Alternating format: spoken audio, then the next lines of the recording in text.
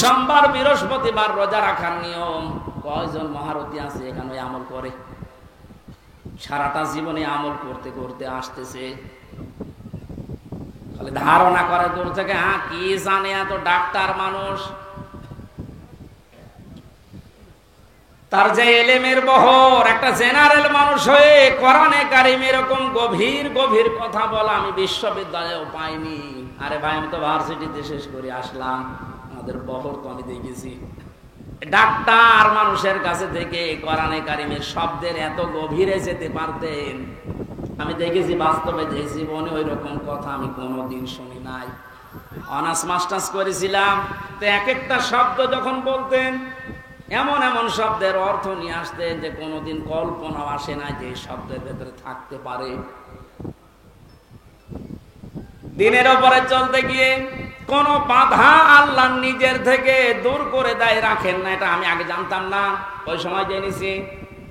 আল্লাহ পাক বলেন, তোমাদেরকে যেহেতু আল্লাহ নির্বাচিত করেছে লক্ষ লক্ষ কোটি কোটি উম্মত থেকে, সুতরাং তোমাদের দাম কম না, অনেক বেশি। তোমাদের পরে ঝড় ঝাপটা বিপদ আপদ আসবে, আল্লাহ জানে, কিন্তু আসলে আল্লাহ থাকতে দেবে না, স্থায়ী হতে দেবে না। আল্লাহ নিজে দায়িত্ব নিয়ে ওই ঝড় ঝাপটা বিপদ আপদ তার নিজের দায়িত্বে দূর করে দেবে। আল্লাহ এইটাই করে দিয়েছে। এই কথা বলে না কেন? নাই তাই 15 বছরে কত মহারথী তো চেষ্টা করলো, সব চেষ্টায় প্রায় বিফল হয়ে গেছে। ছাত্র আন্দোলনের নামে যারা নেমেছিল, এ মানুষগুলোর সাথে মাস্ট বি আল্লাহ আবাবিল পাঠিয়েছিল। জালেমদের মনের ভেতরে আল্লাহ ভয় তৈরি করে দেন। এ দায়িত্ব কার? আরো জোরে। এটা তৈরি করেন কাদের কারণে? যে মানুষগুলোর ভেতরে ইখলাস আছে যত বেশি, তাকে দেখলে জালেমরা ভয় পায় তত বেশি।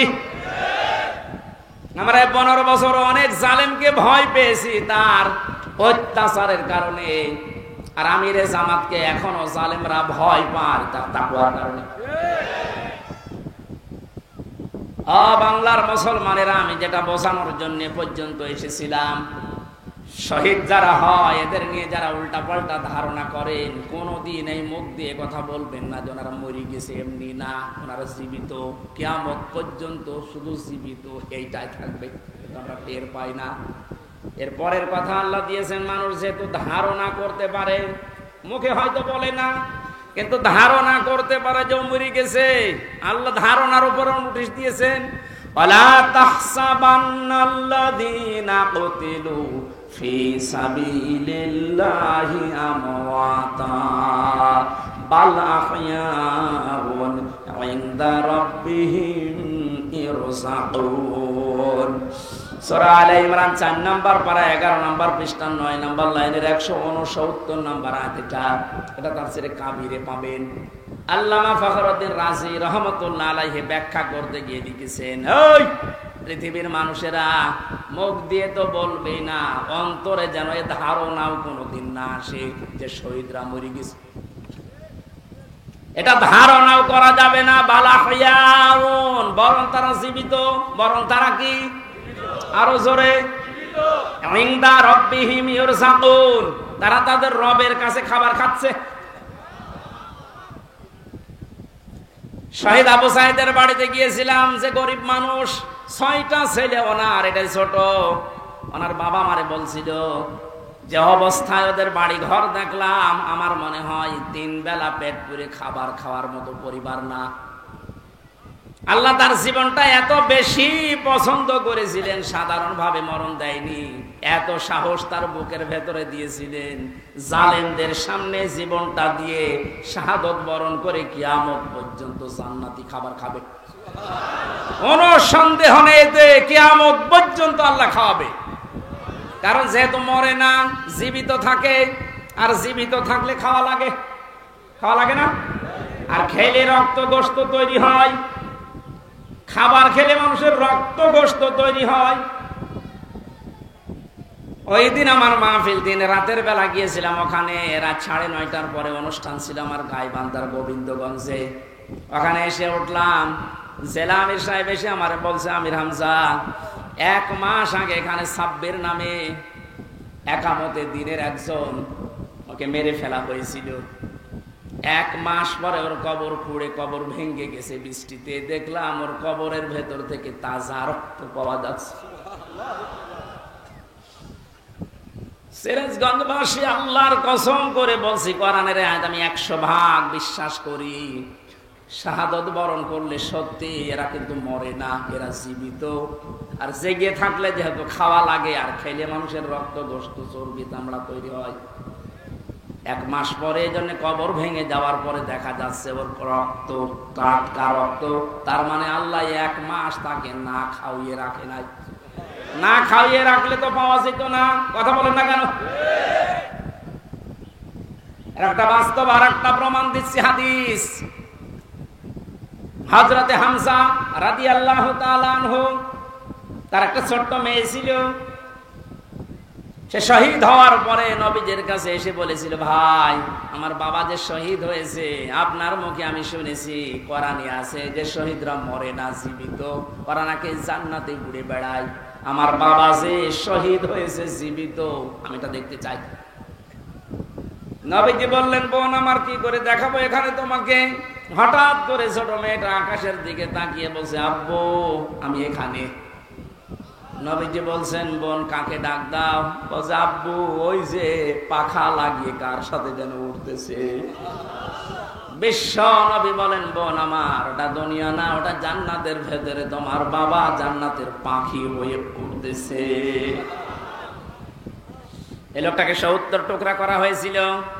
এক লজ্জা স্থান কেটে 3 টুকরা করেছে। বিভিন্ন জায়গায় ছড়িয়ে ছিটিয়ে দিয়েছে, উহুদের ময়দানে, পাহাড়ি এলাকায়।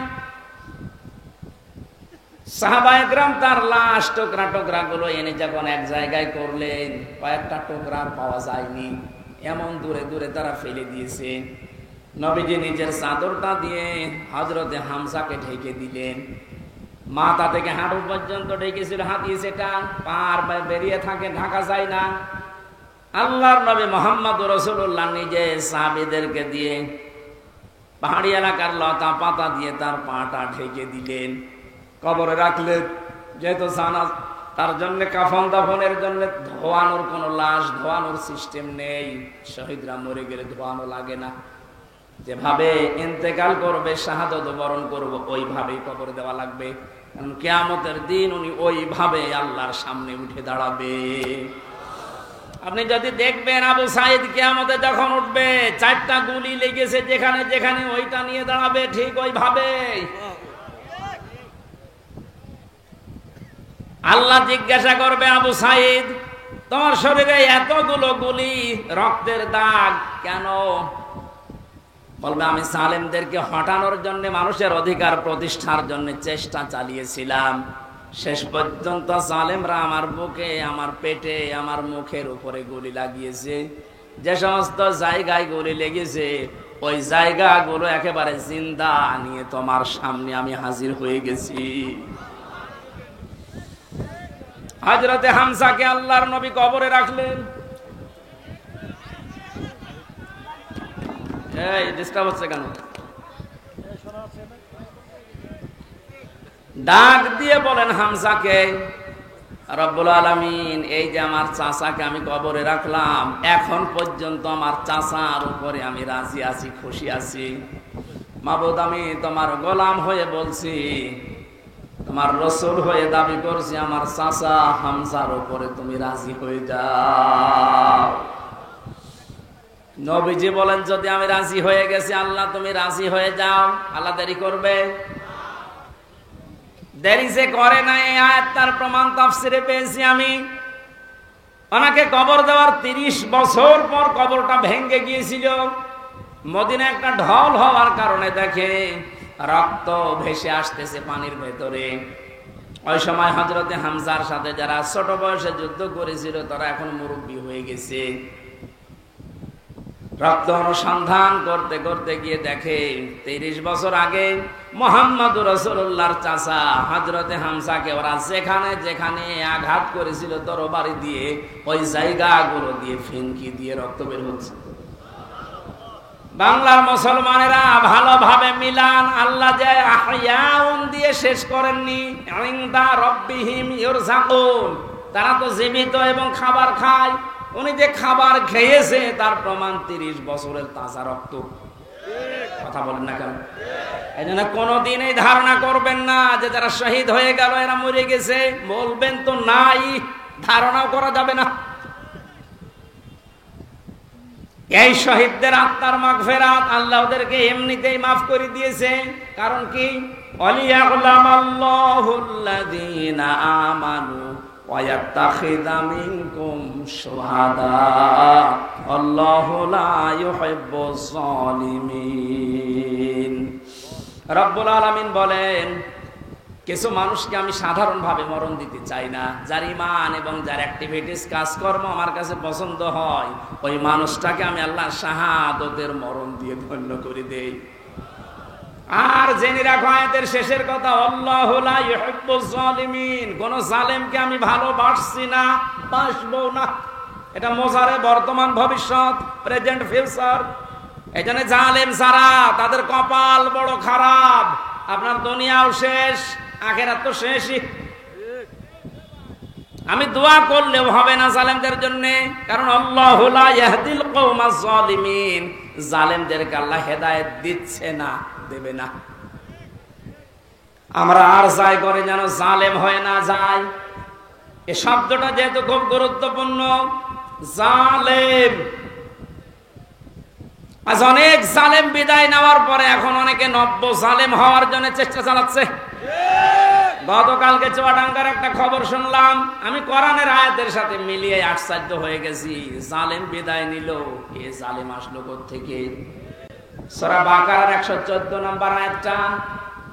এই এদিকে তাকান।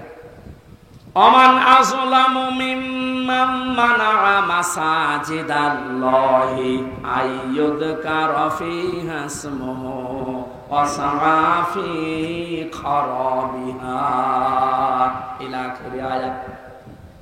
কোরআনে কারীম থেকে দার্স দিচ্ছিল, এক জালেম এসে বলছে এটা বন্ধ করো, এটা মসজিদের ভেতরে রাজনীতি চলবে না।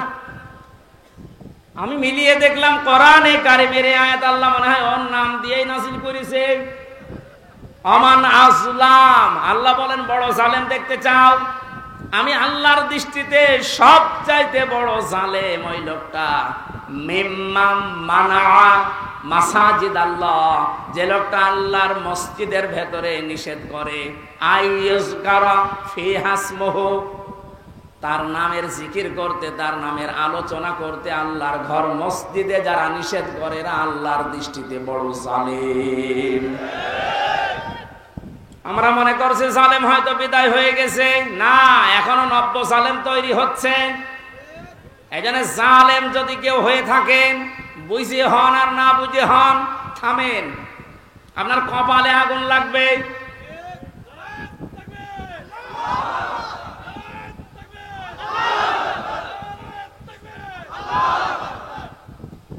এটা সূরা শুআরার ভেতরে আছে, শেষ নাম্বার আয়াত। আল্লাহ বলেন অতি শীঘ্রই জালেমরা তাদের পরিণতি, তাদের আশ্রয়স্থল দেখতে পাবে। এই জালেমরা যেমন আজ দেখতে পাচ্ছে, এত বড় দরবেশ কেউ দেখলাম জুলুম করার ফল কি? দাড়ি কেটেও বাঁচতে পারে না। আল্লাহ বলেন জালেমদেরকে আমি ধরি, কারণ জালেমের বিরুদ্ধে আমার মামলা। কার মামলা? শব্দটা লক্ষ্য করেছেন? জালেমের বিরুদ্ধে হামজা মামলা দেবে না, জালেমের বিরুদ্ধে মামলা দেবে কে?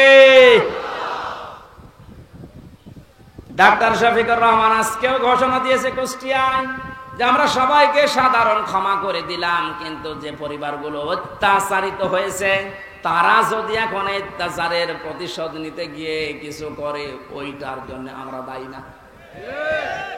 শব্দটা তো আসলে ঠিক, কারণ ওয়াইন আকাবতুম ফাআকিবু বিমিসলি মা উকিবতুম বি। আল্লাহ বলেন যতটুকু অত্যাচারিত হয় প্রতিশোধ অতটুকু নিতে পারবা। আমার তো যতটুকু মনে হচ্ছে এতটুকু নিলেও জালেমরা দুনিয়ায় টিকে থাকতে পারবে না। আপনাকে ব্যারিস্টার আরমানের মতো 8 বছর যদি মাটির নিচে ওই কবরের ভেতরে রাখা যায়, আপনি যত বড় জালেম হন এমনি মরে যাবেন। আল্লাহ তো বলেছে যতটুকু করেছে অতটুকু করো, আপনি পারবেন।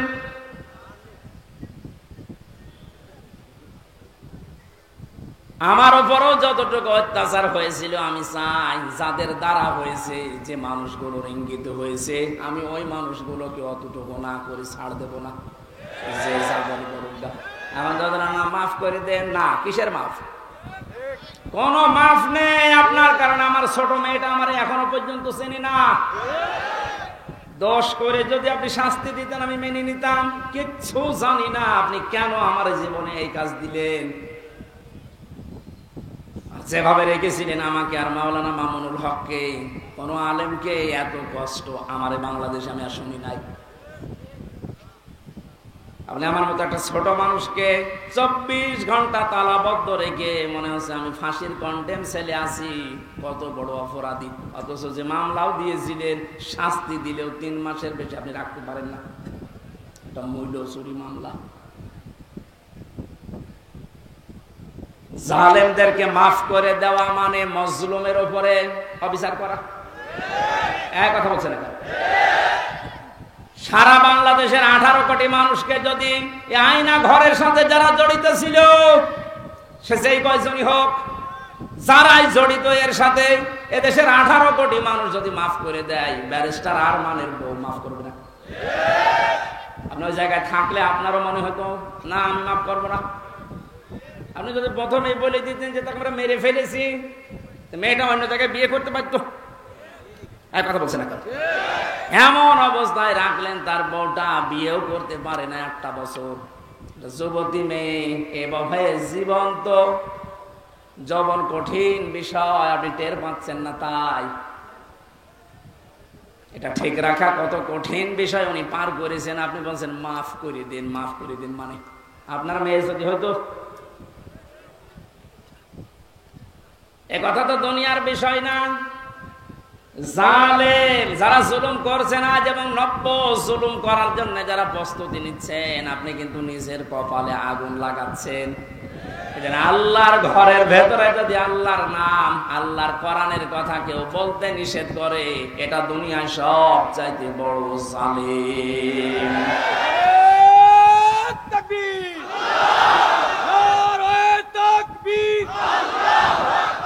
ইসলামের শত্রুরা, ইসলামের শত্রুরা,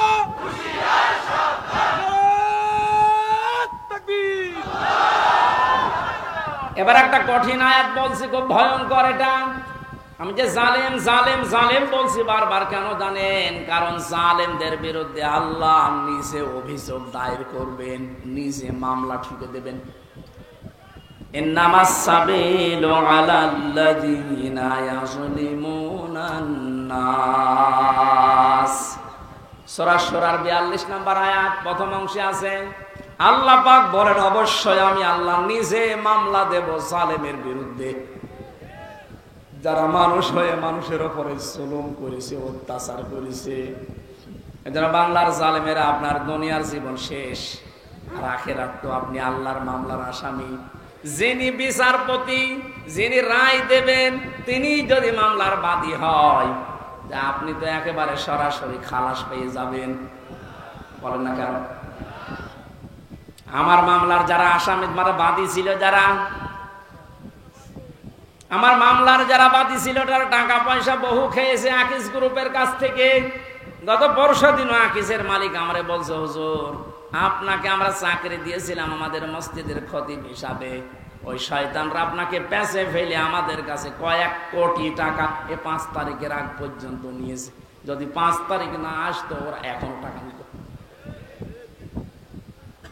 আমার মামলার আয়োজক লোকটা মেজানুর রহমান, টেকের হাটে বাড়ি। আমার মনে হয় ওরে পেলে পিটিয়ে মানুষ জনগণ মেরে ফেলবে। আর বাকিগুলোর নাম একবার বলেছিলাম ওই কুষ্টিয়ার এক মাহফিলে। তারা পরের দিন বলছে, হুজুর আর নাম বললেন না, কিছু হলে কিন্তু আমরা মারা পড়ে যাব। কেমন ভয় আছে জালেমরা দেখেন। তবে এই যে লোকটা, এই লোকটা 5 তারিখের আগের দিন 4 তারিখ রাত্রে টাকা নিয়েছে। এই মামলার আয়ুটা ওই এখন নাই, থেমে গেছে। আমার মনে হয় 5 তারিখ বাংলাদেশে না আসলেও শয়তান এখনো টাকা নিত।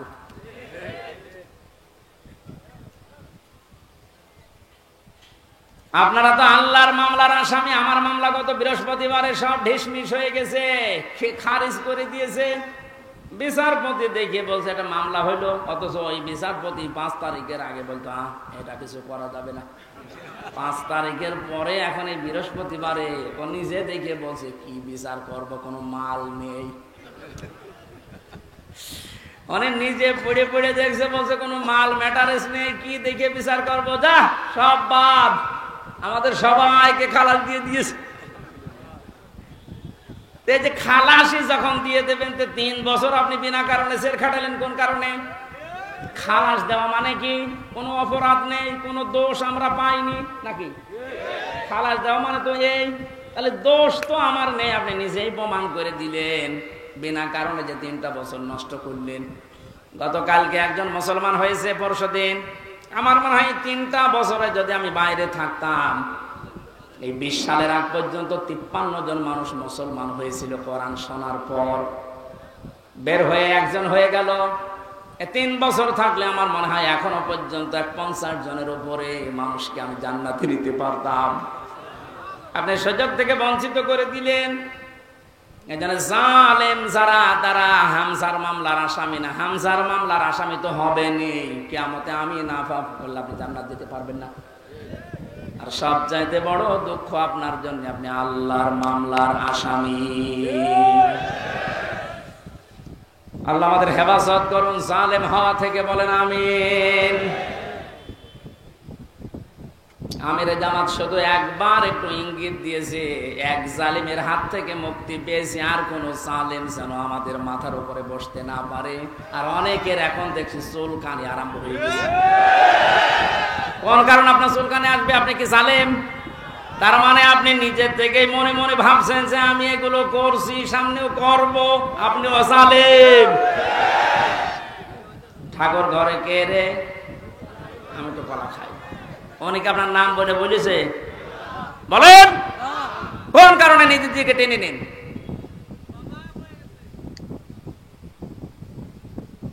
পাপ যদি পূর্ণ হয়ে যায় তখন কিন্তু আল্লাহ আর ছাড় দেয় না।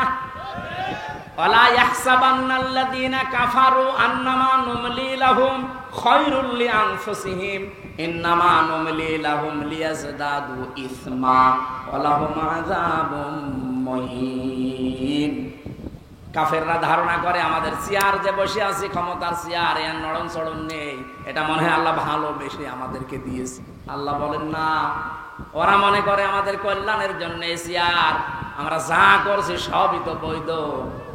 আল্লাহ বলেন তোদেরকে তোদের পাপের বোঝাটা পরিপূর্ণ করার জন্য আমি আল্লাহ চেয়ারে বসিয়ে রেখেছি। ওরা সর্বশেষ পাপের বোঝা পরিপূর্ণ করেছে ইসলামী আন্দোলন, একামতে দিন, জামাত ইসলামকে নিষিদ্ধ করার মাধ্যমে। এটা না করলে পাপের বোঝা পরিপূর্ণ হচ্ছিল না। যে শয়তানগুলোর পরামর্শ এটা করেছিল, শয়তান এখন সব ডিম খাচ্ছে, সবগুলো ডিম খাচ্ছে, পচা ডিম। কথা বলে না কেন? লিয়াজদাদু ইসমা, ওদের পাপের বোঝা 5 তারিখের আগ পর্যন্ত পূরণ হয়নি। যেই করেছে 1 তারিখে, 4 তারিখের ভেতরে আল্লাহ সব কমপ্লিট করে। ওয়ালাহুম আযাবুম মুহিন, ওদের জন্য অপমানজনক শাস্তি। এর চাইতে আর কত অপমান হবে বলেন? বলছিলেন না তানজিলা আমির যে কেক মারছে, আমার মনে হয় আমরাও সুযোগ পাচ্ছি না, সুযোগ পেলে আমরাও 2-1টা দিতাম। কারণ আপনারা যা করেছেন আমার সাথে, কম বেশি এই দেশে যদি 10 জন আলেমকে পরিস্থিতির দিক থেকে, এলেম আমল না, শুধু পরিস্থিতির দিক থেকে 10 জন মানুষকে সারা বাংলাদেশে চেনে, তার ভেতর আমি একজন। পেটের ভেতর থেকে শুনতে শুনতে আসে যে হামজা বলে একজন আসছে। গাড়িতে আসার সময় মায়ের কোলে বসে বসে কি খাচ্ছে, চিপস খাচ্ছে, আর বলছে ওই যে হামজা আসছে।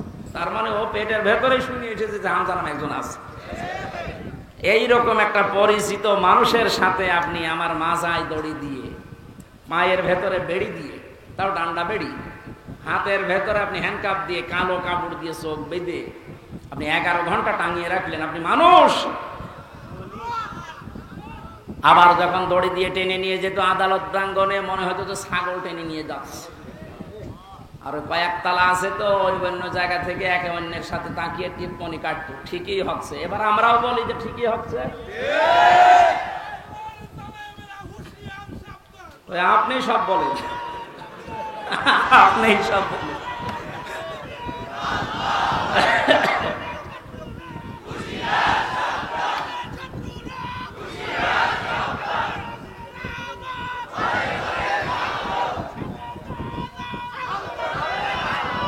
আলহামদুলিল্লাহ ভাই,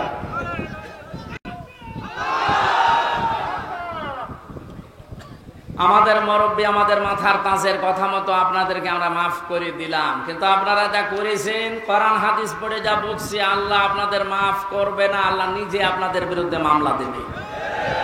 জালেম যারা এবং জালেম এখন যারা নতুন করে হচ্ছেন, আপনারা আল্লাহর মামলার কেসের আসামি। খুব গুরুত্বপূর্ণ বিষয় এটা, খেয়াল করে জীবন চালাবেন। যে মানুষগুলোর আত্মার মাগফিরাত এবং রূহের আহত মানুষদের সুস্থতায় কামনায় এই তাফসীর মাহফিলের আয়োজনে, বিশাল আয়োজনে যারা আঞ্জাম দিয়েছে, যারাই খেদমত করেছে এত বড়, আল্লাহ প্রত্যেককেই তাদের মনের কামনা বাসনা পূরণ করুন। আমরা বারবার বলছি, আমরা কিন্তু এখনো পর্যন্ত বিজয় অর্জন করতে পারি নাই, আমরা শুধুমাত্র স্বাধীন হয়েছি কেবল। আমরা জুলুম মুক্ত হয়েছি, এখনো পুরোপুরি না, ষড়যন্ত্র তো থেমে নেই। এই জন্য আসল বিজয় হবে তখন যখন দেখব কোরআনে কারিম দিয়ে 56,000 বর্গ মাইল চলছে। কারণ এই দেশটায় 53 বছরে বাবা চালিয়েছে, স্বামী চালিয়েছে, চাচা চালিয়েছে, বুবু চালিয়েছে, ভাবি চালিয়েছে, সবই আমি না দেখি মুরব্বীরা দেখেছি। এক কথা বলে না কেন? শুধুমাত্র এখন দেখতে বাকি আছে এইটা দিয়ে চললে কেমন লাগে, এইটা দিয়ে যেন সংসদ চলে, দেশটা চলে, দেখতে চান না?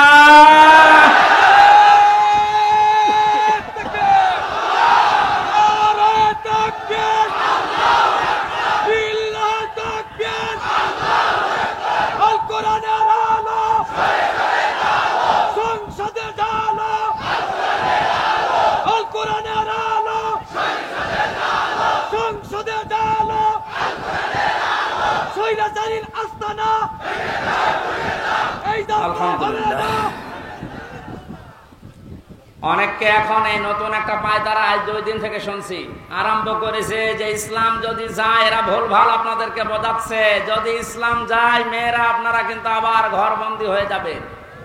এই জুজুর ভয় দেখিয়ে লাভ নেই, মেয়েরা এখন বুঝতেছে। আপনি স্ট্যাটাস গুলো পড়েন ফেসবুকে, অধিকাংশ মেয়েরা এখন বলতে চাচ্ছে ইসলাম আসলে আমরা মায়ের কোলে থাকবো। আমির জামাত ঘোষণা দিয়েছে যদি আল্লাহ আমাদেরকে কবুল করেন, মেয়েরা যে নিরাপত্তা পাবে, কিয়ামত পর্যন্ত এই দেশের মেয়েরা ভুলতে পারবে না যে আবার কোরআন বাদে অন্য কিছু আসুক। আমরা ওইটা দেখাতে চাই, দেখাবো ইনশাআল্লাহ। কোরআনের সূরা সূরা, সূরা মানে সংসদ, সূরা মানে কি? যেহেতু সংসদ নির্বাচন সামনে আসছে, সংসদ নির্বাচন করার জন্য যে 7টা পদ্ধতি আছে, 7টা গুণ দেখে দেখে নেতা নির্বাচন করা যায়, ওই কথাগুলো আল্লাহ সূরা সূরার ভেতরে দিয়েছেন। আমরা মাত্র একটা আয়াত পড়েছি, আয়াতের নাম্বারও 7। কত? আমরা সব কিছু বাদ দিয়ে সরাসরি কোরআনের আয়াতে যাচ্ছি। আল্লাহ পাক বলেন, ওয়াকাযালিকা আওহাইনা ইলাইকা, আমি এইভাবেই করে হে নবী আপনার প্রতি ওহী নাজিল করেছি।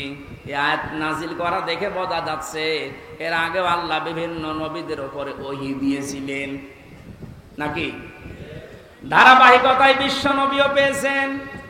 আল্লাহর নবীকে আল্লাহ যেটা দিলেন কোরআনান আরাবিয়্যা, নবীকে যে আল্লাহ ওহী দিয়েছেন তার নাম আরবি কোরআন। কি কোরআন? এই ভাষাটা যেহেতু আমাদের মাতৃভাষা না, এই জন্য আমাদের কাছে একটু কঠিন লাগে, কিন্তু পৃথিবীতে সবচেয়ে সহজ ভাষা আল্লাহ জানিয়েছেন আরবি ভাষা। ওহী যেহেতু কোরআনে কারীম আরবি ভাষায় এসেছে, মুসলমানেরা আমাদেরকে এখন ইমানের দাবি অনুযায়ী আরবি ভাষায় শুদ্ধ করে কোরআন শিখতেই হবে, মাস্ট বি। আমি অনেক পীর সাহেবের মুরিদ, অনেক ইসলামী আন্দোলনের ভাইদেরকেও দেখেছি কোরআনে কারীমের কাছে যে ওরা দুর্বল। শুদ্ধ করে কোরআন পড়া বোঝার যে সিস্টেম গুলো চালু আছে, এটা 100 ভাগ এখন আমাদের ফলো করা লাগবে। আমি যতটুকু দেখতেছি প্র্যাকটিক্যাল লাইফে, যে রিপোর্টগুলো পূরণ করা হয় প্রতিদিন 3 আয়াত 5 আয়াত 10 আয়াত আপনি যা পড়বেন, শুদ্ধ করে পড়বেন, বুঝবেন এবং এটা লিখে রাখবেন। এই সিস্টেম যদি কেউ 4 মাস 6 মাস 1 বছর পালন করতে পারে, আস্তে আস্তে তার শুদ্ধ হয়ে যাবে। আর এটা হওয়ার জন্য দেশে একটা বিশ্ববিদ্যালয় আছে, তার নাম জামাতে ইসলামী। আমি অন্য কোন জায়গায় এসে সিলেবাসটা পাইনি। আপনি যা যা করেছেন সবগুলো পয়েন্ট আকারে ওখানে লেখা লাগে। আপনার জীবন এমনি পরিশুদ্ধ হয়ে যাবে। নিজেকে যদি পবিত্র করতে চান, পরিশুদ্ধ করতে চান, ফিরে আসেন। আহ্বান জানাচ্ছি, দাওয়াত দিচ্ছি। নয়তো আবার বলবেন যে আল্লাহ আমি দাওয়াত পাইনি। এই জন্য দাওয়াত দিয়ে দিলাম, যদি বিশ্ববিদ্যালয়ে পড়ার ইচ্ছা থাকে, আপনি মূর্খ মানুষ হন, অসুবিধা নেই। বিশ্ববিদ্যালয়ে যদি পড়াশোনা করার মন মানসিকতা থাকে, ইচ্ছা থাকে, বাংলাদেশ জামাতে ইসলামীতে আপনি যোগ দিয়ে পড়া দেখবেন বিশ্ববিদ্যালয়ের মতো আপনার জীবন ঠিক ওই ধাঁচে গড়ে তুলবে। একটা মানুষ সব দিক থেকে পারদর্শী হয়, অথচ লোকটা দেখেন ডাক্তার। আজকে কুষ্টিয়াতে ভাষণ দেওয়ার সময় তিনি উদাহরণ দিচ্ছিলেন, উনি কিন্তু একটা সার্জন ডাক্তার, অপারেশন করতেন। তার মানে ডাক্তারি লাইনে উনি সর্বোচ্চ। কোরআনে কারিমের লাইনে তো আমি নিজে দেখেছি তার জ্ঞানের বহর এবং শুদ্ধ। হাদিসের লাইনে উনি পাণ্ডিত্য অর্জন করেছে অনেক, আমাদের মতো হাজারো আলেমের চাইতেও বেশি। ইংরেজিতে বক্তব্য দিচ্ছে, অনেকে আছে ইংরেজি বক্তব্য দূরের কথা, ইংরেজির নাম শুনলে ভয় পায়। কথা বলছে না কেন?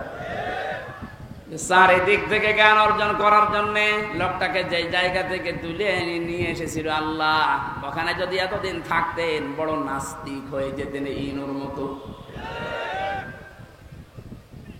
সেখান থেকে আল্লাহ তুলে এনে কত বড় দায়িত্ব দিয়েছে তার মাথার উপরে।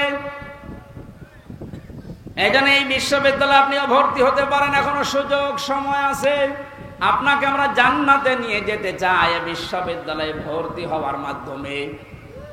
সাফ কথা বলছি, জীবনে গুনাহগার যদি হয়ে থাকেন, গুনাহ অল্প স্বল্প যাই থাক, যদি একামতের দিন কায়েম করা লাগবে দিন, এই আন্দোলনের সাথে একনিষ্ঠভাবে ইখলাসের সাথে লেগে থাকতে পারেন, আমি কোরআন হাতে নিয়ে গ্যারান্টি দিতে পারি আল্লাহ আপনাকে জাহান্নামে দেবে না। সূরা সফের আয়াত। আবার বলছি, ইসলামী আন্দোলন যদি দুনিয়ায় করেন, একামতের দিন কায়েম করার জন্য ইখলাসের সাথে অ্যাক্টিভিটিস নিয়ে যদি ময়দানে থাকেন, কায়েম হলে ভালো, না হলেও আপনার অসুবিধা নেই। আপনাকে আল্লাহ জাহান্নামে দেবে না, হ্যাঁ জান্নাতেও দেবে না কয়েকটা কারণে। তার ভেতরে 1 নাম্বার, আপনি যদি মা বাবার সাথে বিয়াদবি করে থাকেন জান্নাত পাবেন না। আর এই বিশ্ববিদ্যালয়ে আসলে মা বাবার সাথে বিয়াদবি করার কোনো রাস্তা খোলা নেই। সবগুলো একেবারে ট্রেনিং দিয়ে দিয়ে ওই পর্যায়ে নিয়ে যাওয়া হয়। মানুষের মতো মানুষ হওয়ার জন্যে, দেশ প্রেমিক মানুষ হওয়ার জন্যে এই দেশে ওপেন বলছি, ইসলামী ছাত্র শিবির ছাড়া কোনো রাস্তা খোলা নেই। আমি যদি চ্যালেঞ্জ দিতে চান, নিয়ে আসেন অন্য সংগঠনগুলো, আমি একটা শিবিরের ছেলেকে নিয়ে যাব, তামাম দুনিয়া সব নিয়ে আসেন। 100 ভাগ না হলে আমি 99 ভাগ গ্যারান্টি দিতে পারি। ওদের চরিত্র যদি 100 ভাগের 10 ভাগ ঠিক হয়, এর চরিত্র 100 ভাগের 70 ভাগ ঠিক থাকবে। আল্লাহ রাব্বুল আলামিন কোরআনে কারীমকে যেহেতু ওহী হিসাবে আরবি ভাষায় দিয়েছেন, এখানে সন্ধান একটা মাদ্রাসা আছে। আমি যে বাড়িতে ছিলাম তিনি বলছিলেন, আপনাদের একটা সুযোগ আছে আল্লাহর এই ওহীকে শিক্ষা করার জন্য, এরকম মাদ্রাসায় আপনি ভর্তি হয়ে যান, যে বয়সে থাকেন। কোরআন শুদ্ধ করা ছাড়া, কোরআন পড়া ছাড়া আল্লাহর নিকটবর্তী হওয়া যাবে না। ইমাম মালিক বলেছিলেন, মাবুদ তোমার প্রিয় হওয়া যায় কিভাবে? 100 বার তিনি আল্লাহকে স্বপ্ন দেখে একই কথা বলেছিলেন যে তোমার প্রিয় হওয়া যায় কি করে? আল্লাহ পাক বলেন, ইমাম মালিক কোরআন পড়ো, কোরআন পড়ো। উনি বারবার প্রশ্ন করতেন, আল্লাহ বুঝে পড়বো না বুঝে পড়বো? আল্লাহ পাক বারবার জবাব দিয়েছেন, বুঝে পড়ো না বুঝে পড়ো।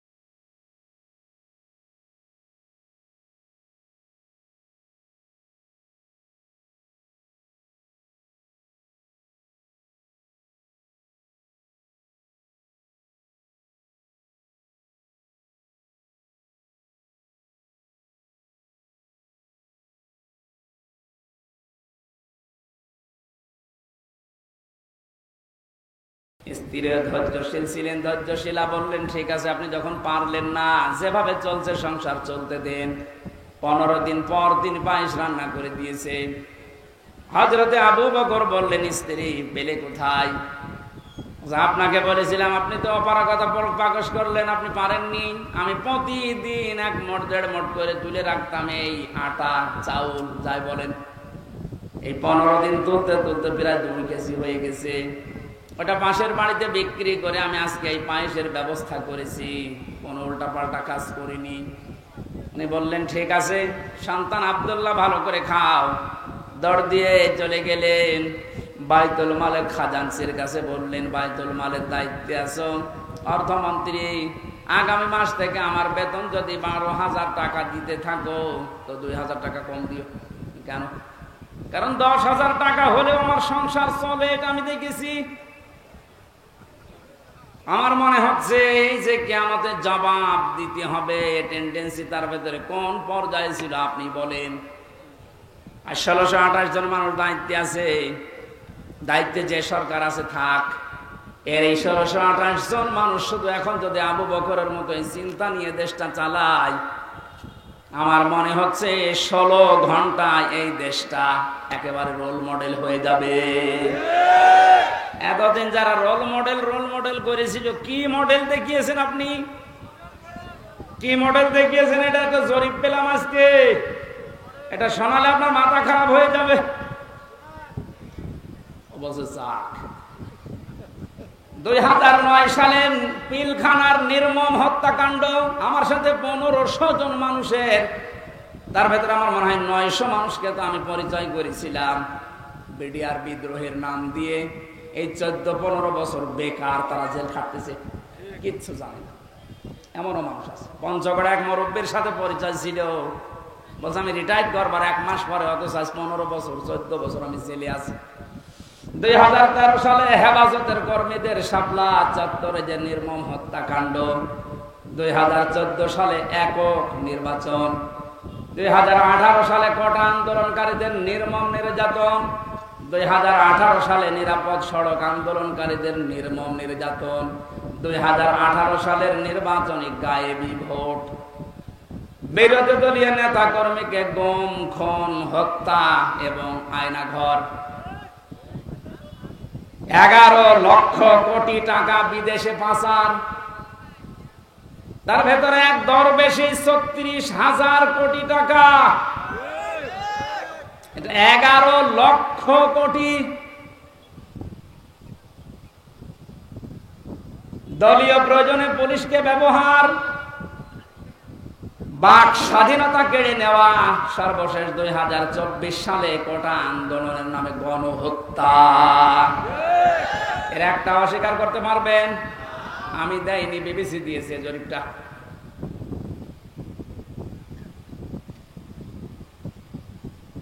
এই জন্য তো বলছি 1628 জন মানুষ যদি এই বাংলাদেশে এখন হযরতে আবু বকরের এই মন নিয়ে দেশটা চালাতে পারে, আন্দাজে উল্টা পাল্টা টার্গেট দেওয়া লাগবে না।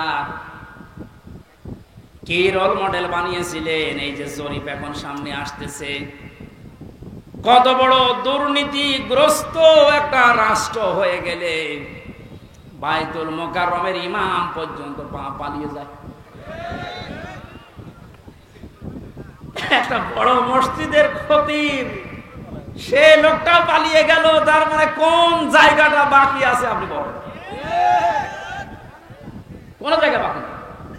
একটা মসজিদের খতিব যদি পালিয়ে যায়, আসলটা তো পালিয়েছে, মসজিদের খতিব পালিয়েছে, তার মানে তামাম দুনিয়া দেখেছে যে আপনি কোন পর্যায়ে দুর্নীতিকে নিয়ে গিয়েছিলেন। আর রোল মডেল বানিয়েছেন বাংলাদেশ। রোল মডেল হবে হযরতে আবু বকরের চিন্তা নিয়ে আসেন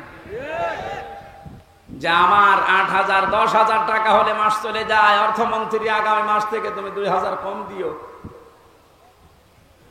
কিয়ামতে জবাব দিতে হবে। বিশ্বাস যত বেশি তৈরি হবে, আপনার জীবন পরিচ্ছন্ন হবে। ফারিকুন ফিল জান্নাতি ওয়া ফারিকুন ফিস সাঈর। একদল মানুষকে আল্লাহ জান্নাতে প্রবেশ করাবে, একদল মানুষকে জাহান্নামে দেবে। সুতরাং যাদেরকে জান্নাতে দেওয়ার ঘোষণা দিচ্ছেন, আল্লাহ যেন এই দলে শামিল হওয়ার তৌফিক দেন। আমিন, আল্লাহুম্মা আমিন।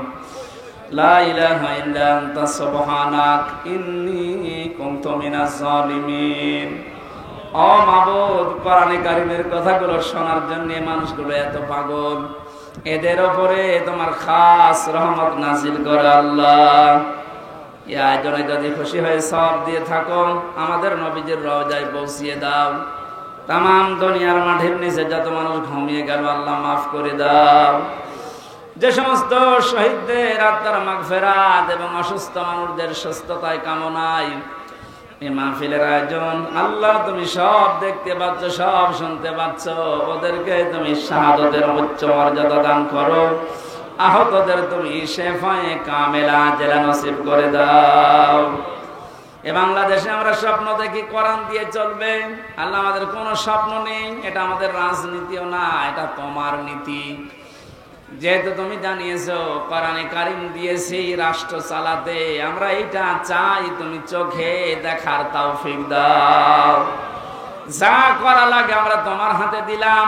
আল্লাহুম্মা ইন্না নাজআলুকা ফি নুহুরিহিম ওয়া নাউযু বিকা মিন শুরুরিহিম। মুসাফির অবস্থায় আছি, অসুস্থ অবস্থায় আছি, মাজলুম অবস্থায় আছি, আল্লাহ তুমি আমাদের মোনাজাত কবুল করো। জীবনে কিচ্ছু চাই না আমাদের নিজেদের জন্য, শুধু এইটা চর্ম চোখে দেখতে চাই যে কোরআন দিয়ে দেশটা চলছে। মা বোনেরা পর্দায় আছে।